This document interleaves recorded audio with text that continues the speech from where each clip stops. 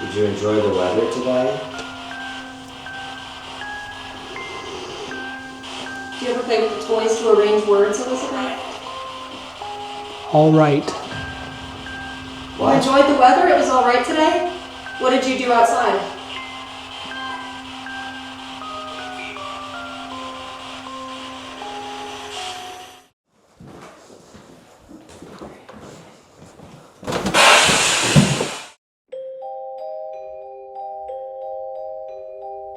All right, so hi, my name is Dominic. I'm gonna be your investigator for the next 2 hours. I always like to include a little bit of information on myself just before we get into this stuff. I'm not originally from here. I'm originally from Philadelphia. I moved down here about 8 years ago because my dad's been a tour guide and a reenactor in Gettysburg for 25 years. So I got in the business at quite a young age, but when I moved here, took a step in a different direction because I do like the Civil War, not by choice, but by force. But I decided to start getting into the paranormal stuff because it's something that's fascinated me since I was a young kid. But where we're gonna be going is I'm gonna be taking you to 2 locations. We're gonna be going to each location for 1 hour. So you guys are just gonna follow me to our first location, and when we get there, I'm gonna be going over each and every one of the information that we have on each and every one of the locations. So that's what we're gonna do now. I'm gonna take you guys to the building. You're gonna get behind me and follow. It's about 2 to 3 miles outside of town, okay? Question to ask you. What? I need you to be honest with me. Honest. Will you keep us safe?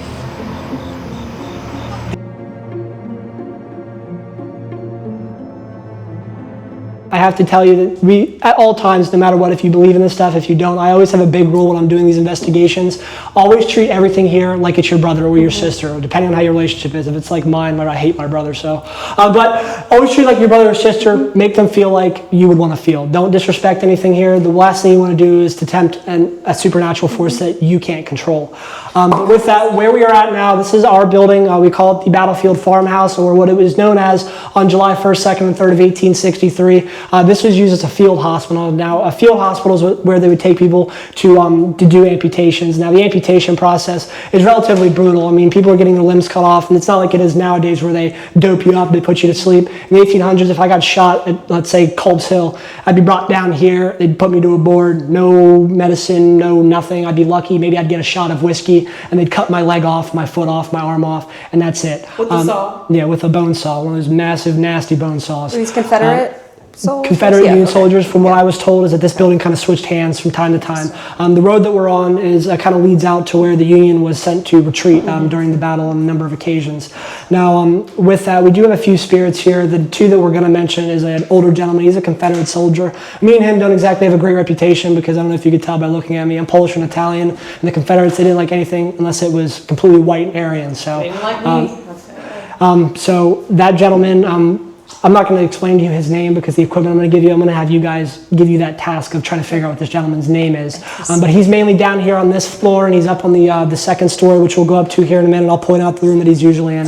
Now, the second spirit that we have here, now our owner hasn't given her a name, but a few of our investigators, such as myself, we have given her the name. Her name is Elizabeth. Now, she's a little girl, and she is meant to play in the attic of this building, which you are allowed to go to. Now, the attic, we have a bunch of toys up here where she likes to play with from time to time, as well as we do like to play a game with her. It's a good old-fashioned game that everybody played as a young child called hide and seek. There's little cubby holes up there that I tell people, if you don't believe in ghosts, always go up in that cubby hole and tell Elizabeth that you're ready to kind of hide, and she'll most likely show up kind of right in front of you as a shadow apparition staring you directly in the face, kind of like saying, hey, haha, I found you. Something just felt off to me because it was dark, and just the people, I know the people in these homes, they lived in these homes, they walked through these homes, so I could just, it's a presence that you can't describe. It's an eerie feeling, but I didn't like it. There is a field directly to the left of us where after the battle, during and after the battle, after these soldiers were getting their amputations done, they were thrown outside. Now, when they ended up passing away, there's actually a part of this hill directly to the left of us that has a little bit of a divot in it. And a lot of people ask me, what is that divot? A very, very long time ago, about 10 to 15 years back, they did a lot of excavating around this area. And there was a mass burial ground found of a bunch of soldiers directly to the left of this building, which you are allowed to go outside to. It was a very eerie feeling. My body just felt it felt off. It didn't feel tense, but it just felt a little bit shaken up because these were actual spirits roaming through the homes. And even though you can't see it, you can feel it. And the experience was unique, to say the least.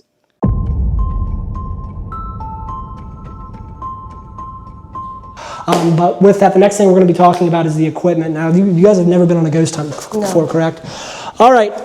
Now, This is going to be a bag where I usually only give one bag to a group, and seeing that you're a group, I'm going to be giving this bag to you. Now this lovely thing here, this is what we call a K2 meter. Now this thing, if you look very, very closely at it, has all these lovely markings. They have green, a yellow, and a red. Now a lot of the entities that we are going to be encountering during our time for the next an hour and a half to 2 hours, they all let off energy and they all absorb energy. Now the more energy they absorb, the more this meter is going to go off. So the closer you get to an entity that is giving off more energy, the more and more it should spike up. Now that is the basis of a K2 meter. Now this thing right here, this is what we call a Mel meter. Now milligauss, that is something that we, that is a measuring device that we use to kind of, again, that's kind of like energy. The more energy that it gives off, the more that this lovely meter is going to show up. So right now you got the 7.2 down here.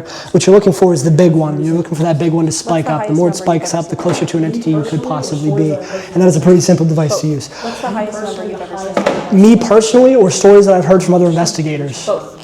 Me personally, the highest I ever got spike, it was not at this building, it was at another location that unfortunately we're not going to tonight, but it's called the Murder House, where in the 1980s there was a murder that happened here in Gettysburg. The husband murdered his wife and he got sentenced to only 5 years in prison.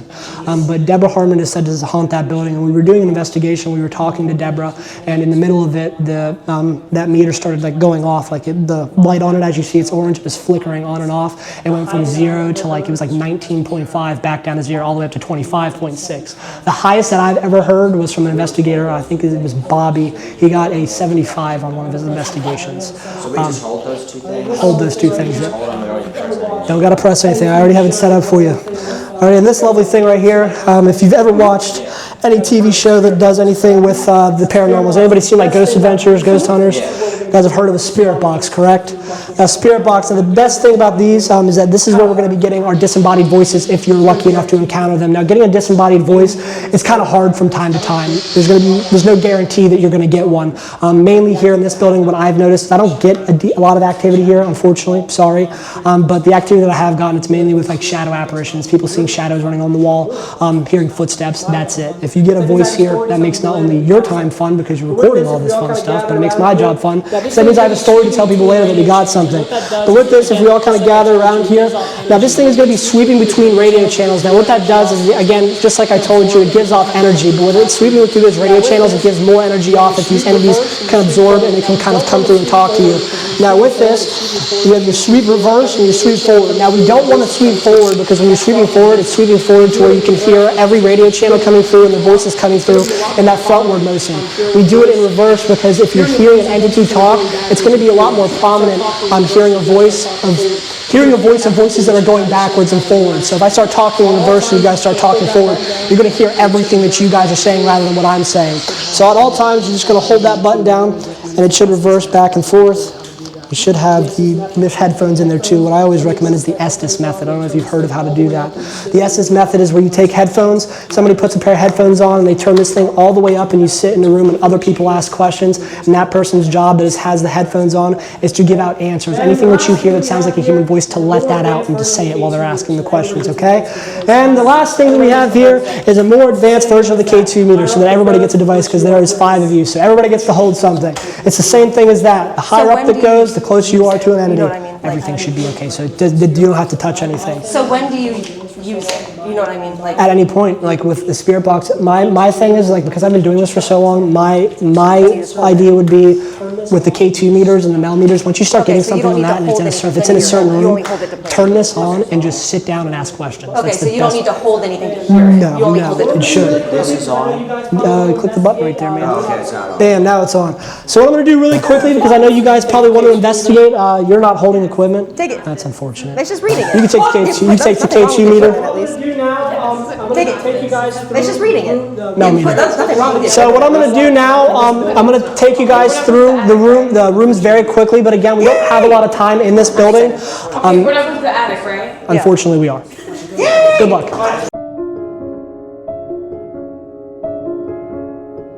All right, so follow me this way.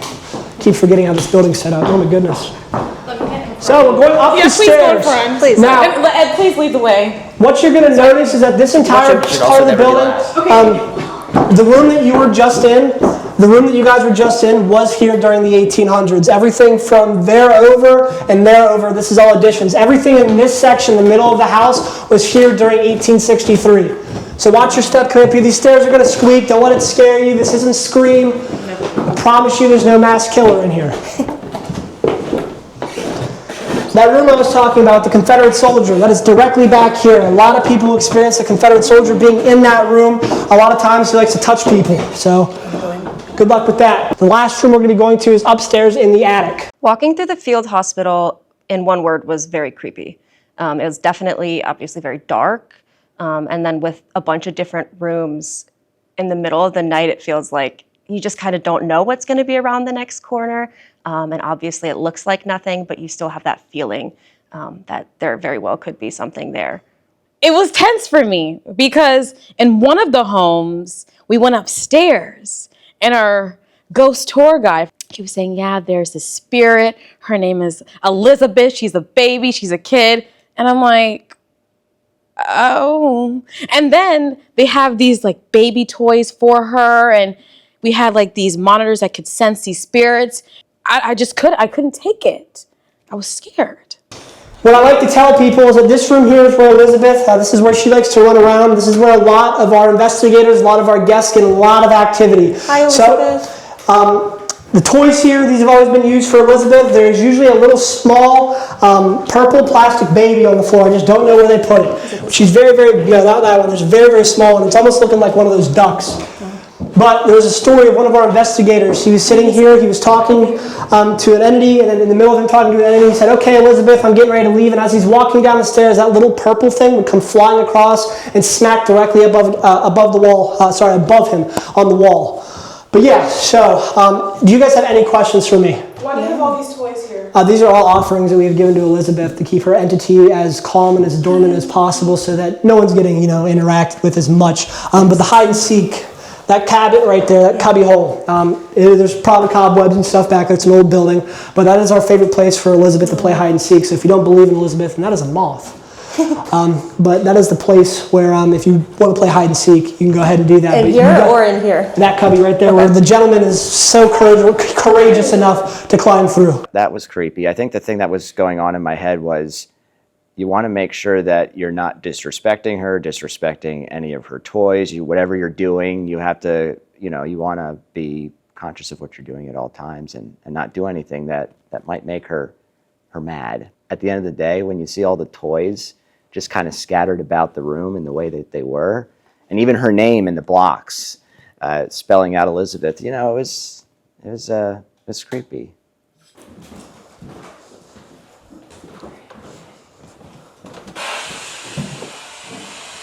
What is that? That's my spirit box. I really can't do that. When I heard these noises and these transmissions and all of that, it felt too real for me because I'm gonna be honest with you. Coming in, I thought, okay, like this is really real. But then I'm thinking, oh wait, this is real. And it was overwhelming. It was overwhelming. And I felt out of place a little bit because everyone was interacting with the Elizabeths and this, that, and the third and just playing around with the toys. But I'm sitting here like this. Well, I'm standing like this, just watching everyone. And I think the reason why I was watching everyone, because if Elizabeth did go off, I wouldn't want Elizabeth to go off on me. I'd want Elizabeth to go off on the other people. Listen, I have to fend for me. If they're going out interacting with Elizabeth, then she goes off, then that's on them. One of Elizabeth's favorite games was hide and seek. And we were in the attic, and there's crawl spaces on either side. And somebody suggested, kind of going through the crawl space because that was one of her number one hiding spots. So, I decided to crouch down and do like a little crab walk through the hiding space, which was, very tiny. I had to be down on my knees going through. And yeah, I mean, if that's her favorite spot, then she's in there somewhere. I'm going to turn the spirit box on. I'm going to give it to one of you. What you're going to do is you're going to sit around a circle and you're going to try to talk to Elizabeth. Now, if you get something, everything that we have is obviously going to be recorded from you guys, but just tell me if you get something. I'm going to stay out of your way because this is for you guys. This isn't for me. So again, what you're looking for in the spirit box, so I'll give it to GoPro Man here. Here you go, GoPro Man. Just keep that with you. It's reversing. It's all set to go. But what you're looking for is voices, thorough voices that sound like me and you talking, that are coming through as they are talking. Everything that's coming in reverse, it's going to sound like people speaking backwards. You're looking for somebody speaking forward to you rather than backwards. Now, questions mean whatever questions you want to ask, the simple ones are going to be like, hi, is there anybody there? Simple things that you would think that you'd see on TV. Hi, Elizabeth. Elizabeth, can you hear us? My name's Ed. My name's Grace, too, Elizabeth. Can you tell us about yourself? Can you tell us your age?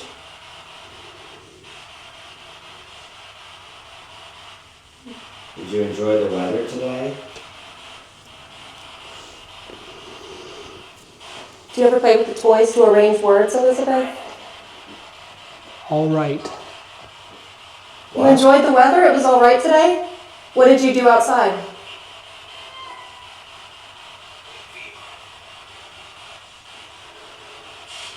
What did you say? Huh? What did you do today? Can you hear us, Elizabeth? We've spelled out your name with the blocks. I also wrote hi. Thank you for letting us in here. You have some really good hiding places. Yeah. Are you playing some music? Do you like to play hide and seek, Elizabeth?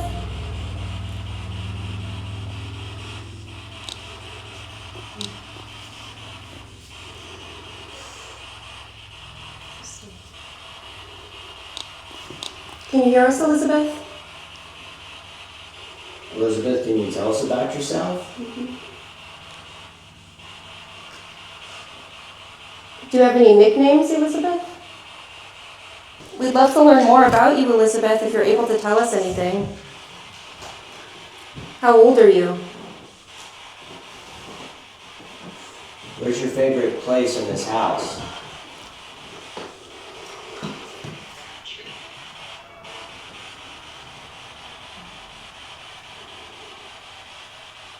Elizabeth, do you like visitors? Do you like when people visit you? You have a lot of visitors today. I hope it's not too much. Do you ever get lonely, Elizabeth? I hope not. Well, we're here. We want to visit you. We want to hang out.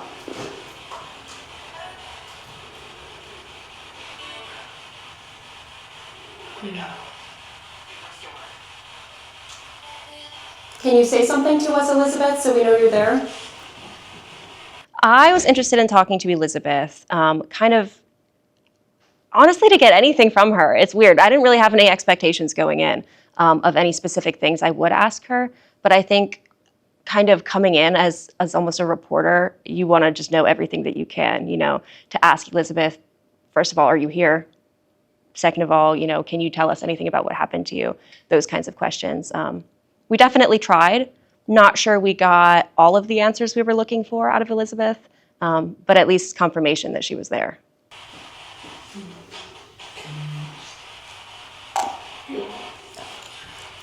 There were a couple of things in the beginning. Yeah, that almost sounded the like beginning it sounded like response. person, yeah, I agree.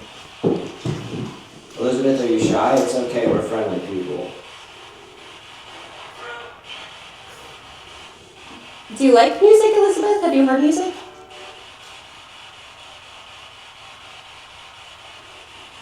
Where's your favorite hiding spot? Maybe she just needs some less people. I'll go explore downstairs. We're gonna go up there? No, I'm gonna go back downstairs. Oh. Yeah, that's good. Do you think Elizabeth sits? You're around people, so it feels like being around other people makes you feel you have some level of protection there because you're not by yourself. But as soon as everyone left, I just got that very empty feeling and that feeling of somebody's over your shoulder watching you, very intense. Now that could just be because I was all of a sudden by myself, but As soon as Grace was the last one down the stairs and I stayed upstairs, and as soon as she was around the corner, I just felt that very large feeling of emptiness and fear that somebody was looking at me from behind. I think it was a combination of things, probably the expectation of, is something more likely to happen now that I'm by myself? Because I think Elizabeth was, I think we were told she was somewhat shy. And that's why everyone left. We were trying to get, I was trying to get by myself, so maybe there would be a higher likelihood that she would let us know that she was there. So I think the anticipation of that made me a little more nervous. And, you know, I think goes without saying, anytime you're in a creepy attic by yourself, you start to feel that feeling that you're not alone. There's something about children being the spirits that you're trying to come across that's a lot different than trying to make contact with an adult, for example. Just seeing her toys laid out, it's very somber, and it kind of hits you how sad everything is. You know, it's not just like, oh, this is creepy and it's fun, let's go on a ghost tour. It's, no, this is a child's life that we're talking about. And so, you know, the journalist in me does want to make contact, obviously, with the source in this case, who happens to be a child. Ooh, instantly 10 degrees cooler.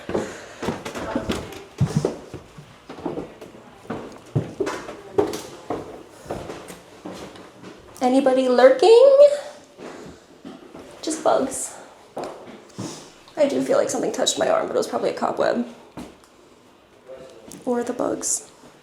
Yeah. Please, please not use. I wouldn't say I felt much of a presence throughout the home. I'm going to be honest with you.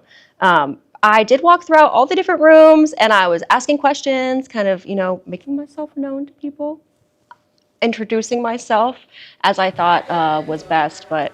Anybody here? Not really. I do think that I did obviously hear Elizabeth Hello? come through the radio when she spoke in the top room, but... Just checking it out. My name is Grace, though, if you are.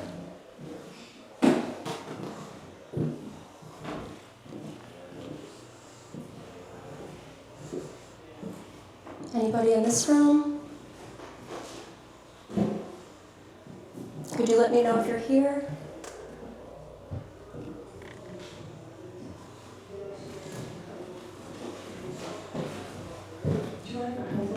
Please. I can see. Oh, yeah, that makes a lot of sense. Anybody? The other room is where he's sitting. Okay. Oh, yeah, first one. Hi. Is anybody here?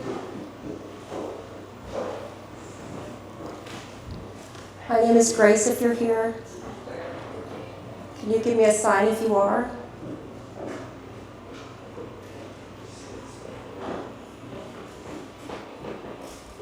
Where's the air conditioning, Grace?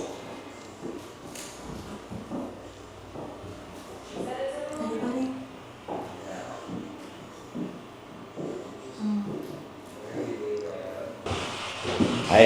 I think it's partially, you know, everyone's gone, you're just up there by yourself. So I don't know if it's like a heaviness that comes from the expectation of seeing something and nobody else is around you. But if you ever felt like, I need to leave now, that's the feeling I was having, and I kind of had to rush down the stairs. When you were up there alone? Yeah, I felt fine. I felt fine at first, and then when everybody was on the floor below me, I'm like, okay, I'm up here by myself, and that's when I started to feel like Scared? a little heavy. Yeah, heavy. Yeah, like I think I need to leave. But now Grace has gone up there into the cubby hole. Weren't you in the cubby hole? I was. I crawled through it. Didn't feel anything. My K2 meter hasn't been moving very much.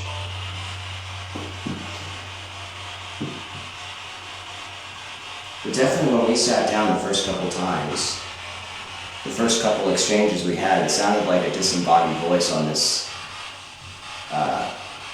radio here. Did you hear it? I did. Can you Can you say some of the words? So Do you this is remember? scanning a whole bunch of different frequencies. So you'll get radio stations in the area. You'll get, you know, other people talking that are using those same radio waves. But when we first sat down, we asked Grace and I asked a couple of questions, and we got a few direct responses. It wasn't exactly audible, but I think you have to actually play it back and in reverse, and then we might get a response. So something we'll have to examine once we get back. But yeah, it seemed like if we were talking to Elizabeth, she might have been shy and responsive in the first couple of minutes, but then decided to, you know, there's too many people here, I'm gonna scram. But it was as soon as we sat down. And Yasmine, you heard it too. I did. And I don't want to hear it again. And I just, peace and love. And it didn't feel like peace and love. I'm hiding behind I you. see your strategy. She's dressed like a ghost, so she can not be singled out by the ghosts. I'm trying to welcome everybody. Those we can and can't see. Alright, so we've been in this room. You lead the way.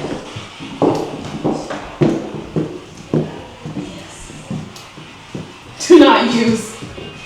No water. There's a lot of bugs in that shower stall.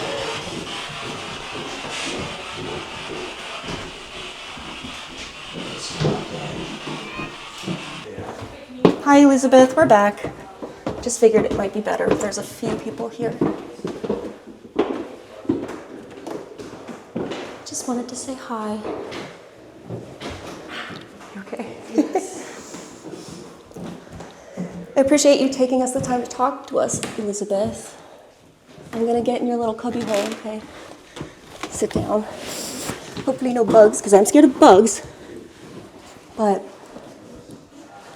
I'm ready to play hide and seek if you are, Elizabeth.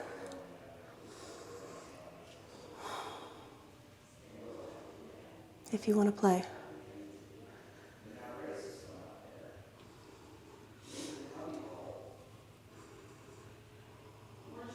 We love kids, Elizabeth. We really do, Elizabeth. We're great with kids. I have a niece she's a little bit older than you, but she likes to play with me. We like to play a lot together. Alexa does too. Yeah. It's a lot of kid- Nephews. Yeah. Your hell on wheels. I'm sure you're better than that, Elizabeth. I did feel a little scared trying to get into the little cubby at the back of the room. I forget what the tour guide calls those, like little clubhouses or something. I felt scared trying to play hide and seek with her for sure. Just to sit in a dark room with all the lights off, no sound, knowing that there is the spirit of a child there it's frightening. It's also just kind of curious because you're just waiting to see what happens. And at that moment, I for sure had my fingers crossed, but maybe didn't wait long enough. I guess I should have asked you if you wanted to play hide and seek, Elizabeth, instead of telling you I was ready. But if you want to play, we're here.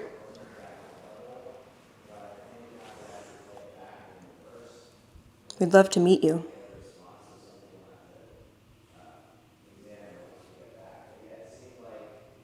Maybe you like the quiet.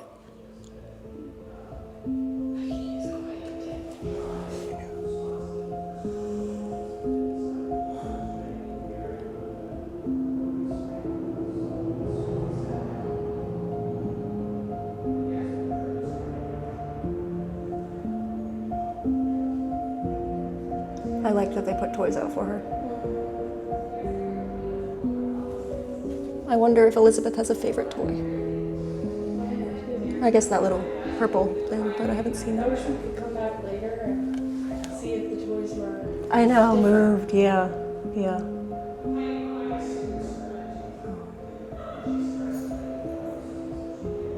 What do you think? Maybe she doesn't want to play tonight, Yeah. which is okay. We respect that, Elizabeth. We respect it. Well, our deadline to get out of here. Yes, exactly. Oh, I unintentional.